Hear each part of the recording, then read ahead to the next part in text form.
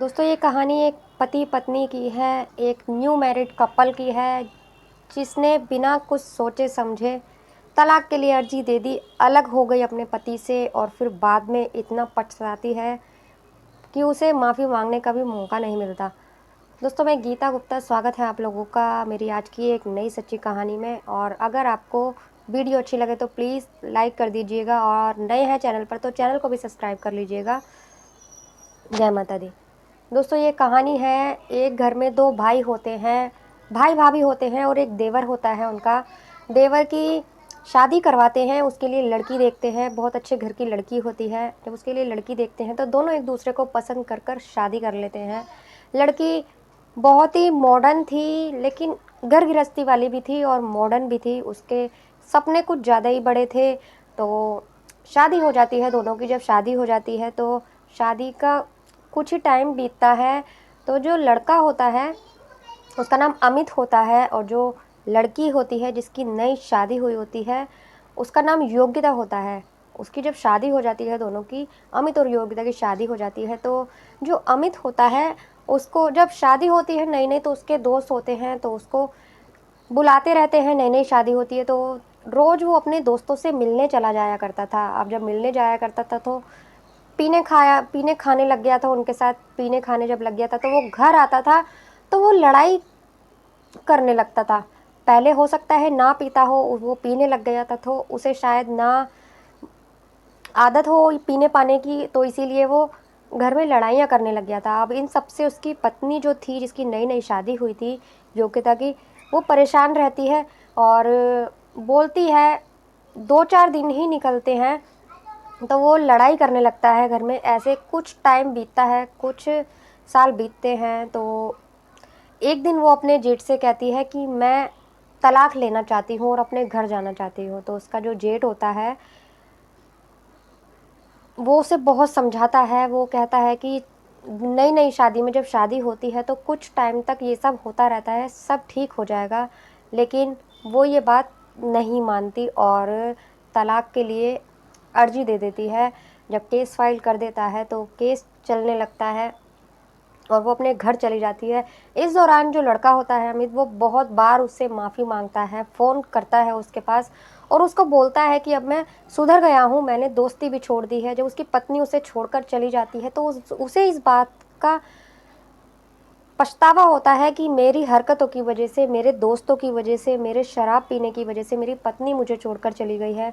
तो वो अपने दोस्तों से मिलना, शराब पीना, सारी आदतों को, सारी बुरी आदतों को छोड़ देता है और अपनी पत्नी से माफ़ी भी मांगता है कि घर वापस आ जाओ, मुझे माफ़ कर दो, अब मैंने सारी हरकतें छोड़ दी हैं। चाहो तो भैया भाभी से पूछ लो और आ जाओ, मैं तुम्हें कभी शिकायत का मौका नहीं दूंगा। लेकिन वो एक नहीं सुनती उसकी और उसके से तलाक लेकर ही मानती है। कुछ साल केस चलता है। केस चलने के बाद में 4 लाख रुपए उसको देने पड़ते हैं। दोनों भाई मिलकर उसको, योग्यता को, 4 लाख रुपए दे देते हैं।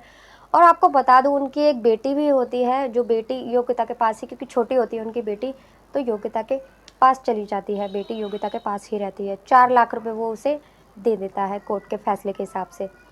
जब दे देता है तो वो रहने लगती है इधर, ये अपने भाई भाभी के साथ रहने लगता है।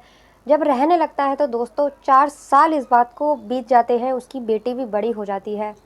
अचानक जो अमित होता है और उसका भाई होता है वो कहीं गए होते हैं, कहीं से आ रहे होते हैं वो लोग।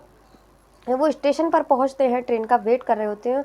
तो स्टेशन पर काफ़ी सारी भीड़ होती है। भीड़ में और काफ़ी सारी 2-4 औरतें होती हैं जो एक साथ बैठी होती हैं, जो बाहर बेंच होती है उस पर बैठी होती हैं औरतें। तब उसकी नज़र एक औरत पर पड़ती है जो कि जब वो पास जाकर देखता है तो वो पहचान जाता है, जो उसकी, जिससे उसने तलाक दे दिया था, वो योग्यता वही होती है।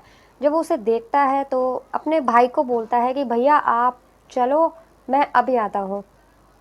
तो वो जब वहाँ रुकता है तो उसके जो बगल में औरत होती है उससे बोलता है, क्या प्लीज़ आप यहाँ से हट सकती हैं, मुझे 2 मिनट से बात करनी है। तो वो औरत हट जाती है और वो वहाँ बैठ जाता है, उससे बात करता है कि योग्यता जब वो उसकी तरफ देखती है तो अपना मुंह फेर लेती है और उसकी हिम्मत नहीं हो रही थी उससे नज़रें मिलाने की।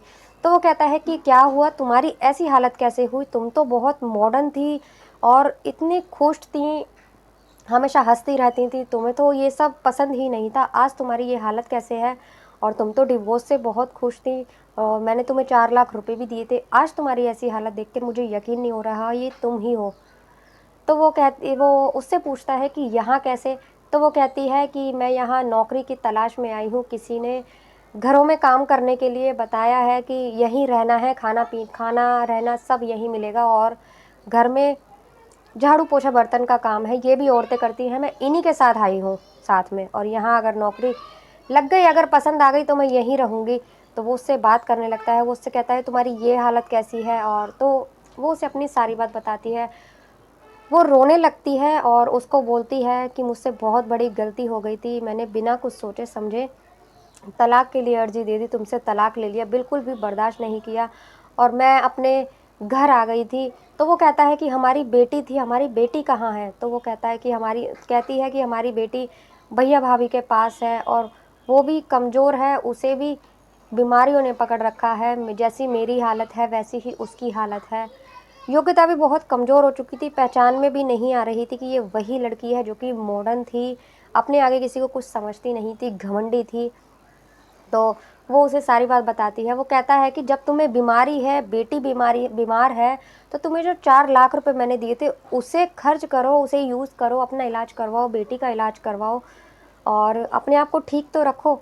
तो वो कहती है कि वो पैसे जब मैं लेकर गई थी तो भैया और भाभी ने वो पैसे सारे खर्च कर दिए और मेरे पास कुछ नहीं बचा है अब मेरे पास सिवाय इस चीज़ के कि मैं घरों में काम करूं।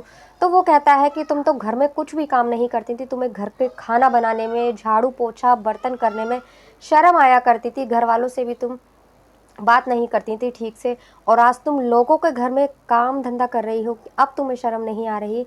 वो कहता है कि तुम्हें शर्म आए ना आए लेकिन मुझे तुम्हें इस हालत में देखकर बहुत शर्म आ रही है और भैया ने भी तुम्हें देखा है, भैया क्या सोच रहे होंगे, तुमने भैया से ही सबसे पहले तलाक की बात की थी, अब वो क्या सोच रहे होंगे तुम्हारे बारे में। तो वो फ़ोन कर कर अपने भाई को भी वहाँ बुला लेता है, अपने भाई को सारी बात बताता है। तो उसका भाई जो होता है वो भी कहता है कि योग्यता मैंने तुमसे कितनी बार कहा था कि घर में ये छोटी-छोटी बातें होती रहती हैं, वक़्त के साथ सब ठीक हो जाएगा। और अमित भी बोलता है कि मैंने कितनी बार तुमसे माफ़ी भी माँगी थी लेकिन तुमने मेरी एक नहीं सुनी। तो वो कहता है अगर तुम चाहो तो मैं तुम्हें अब भी रखने के लिए तैयार हूँ, क्योंकि हमारी बेटी भी है और तुम कह रही हो कि बेटी की भी तबीयत ठीक नहीं है, अब तो वो भी बड़ी हो चुकी होगी, काश तुम उसे अपने साथ लाती तो आज मैं उससे मिल लेता। ऐसा सुनने के बाद वो रोने लगती है और उससे माफ़ी भी मांगती है, दोनों भाइयों से माफ़ी मांगती है, अपने जेठ से भी माफ़ी मांगती है और उससे कहती है कि अगर मैंने तुम्हें नहीं छोड़ा होता तो आज हमारी ज़िंदगी कितनी अच्छी होती, मैंने बिना कुछ सोचे तुम्हें तलाक दे दिया और किसी के बारे में नहीं सोचा, आज जो मैं भुगत रही हूँ। वो कहती है कि होनी को कौन टाल सकता है, वक्त बलवान होता है और वक्त के रहते ही शायद मेरी किस्मत में ये सब लिखा था, तो आज मैं ये सब कर रही हूँ और अगर तुम चाहते हो मुझे साथ रखना तो बहुत बड़ी मेहरबानी होगी ये। वो दोबारा से दोनों जाते हैं, पहले वो अपनी बेटी को वहाँ से लेता है और उसे बहुत प्यार करता है, बहुत अच्छे से दोनों को तैयार करता है, क्योंकि उसने भी अच्छे कपड़े नहीं पहने होते योग्यता ने, उसकी बेटी भी ऐसी ही हालत में होती है। दोनों को नए कपड़े दिलवाता है, दोनों को चेंज वगैरह करवाता है और एक अच्छी तरह उनको तैयार करके फिर अपने घर लेकर जाता है। वो अपनी जेठानी से मिलती है, माफ़ी मांगती है और फिर से दोनों एक नए सिरे से ज़िंदगी शुरू करते हैं दोनों, और अब वो एक पत्नी की तरह बहुत ही अच्छे से रहने लगी थी अमित के साथ। तो दोस्तों आज की कहानी आपको कैसी लगी? नई नई शादी होती है तो लड़ाई झगड़े होते ही हैं, अगर दोनों सहमति से मिल के चलें, एक दूसरे को समझ के चलें तो ये लड़ाइयाँ ना हुआ करें। काफ़ी बार होता है ऐसा कि एक जना नहीं समझता, एक ही कॉम्प्रोमाइज़ करता है, एक जना ही देखता रहता है, दूसरा समझने को तैयार ही नहीं होता, वहाँ तो रिश्ता टूटता ही है। लेकिन अगर ज़रा से उससे घर बच सकता है तो उसे बचाने की कोशिश कीजिए। दोस्तों कैसी लगी आपको वीडियो? अगर अच्छी लगी हो तो प्लीज़ लाइक कर देना। मिलते हैं अगली किसी वीडियो में एक नई सच्ची कहानी के साथ, तब तक के लिए बाय बाय, जय माता।